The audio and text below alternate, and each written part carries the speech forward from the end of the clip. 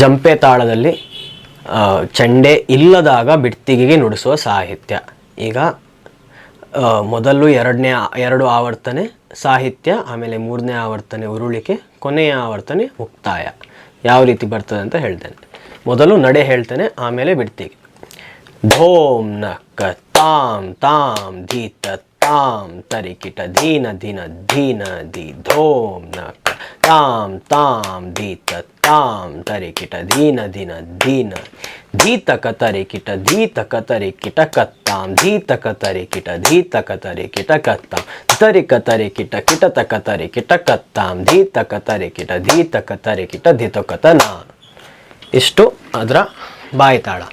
ಈಗ ಮತ್ತೊಮ್ಮೆ ನಿಧಾನ ಬಾಯಲ್ಲಿ ಹೇಳ್ತೇನೆ, ಸರಿಯಾಗಿ ಗಮನಿಸಿ. ನೀವು ವಿಡಿಯೋ ಪಾಸ್ ಮಾಡಿ ಅದನ್ನು ಅಭ್ಯಾಸ ಮಾಡಿ ಆಮೇಲೆ ನುಡಿಸ್ಲಿಕ್ಕೆ ಹೋಗ್ಬೋದು.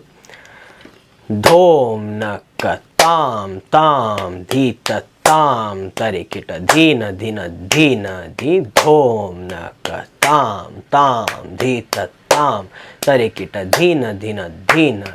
ಧೀತಕ ತರಿಕಿಟ ಧೀತಕ ತರಿಕಿಟ ಕತ್ತಾಂ ಧೀತಕ ತರಿಕಿಟ ಧೀತಕ ತರಿಕಿಟ ಕತ್ತಾಂ ಕಿಟತಕ ತರಿಕಿಟ ಕಿಟತಕ ತರಿಕಿಟ ಕತ್ತಾಂ ಧೀತಕ ತರಿಕಿಟ ಧೀತಕ ತರಿಕಿಟ ಧಿತಕತನ.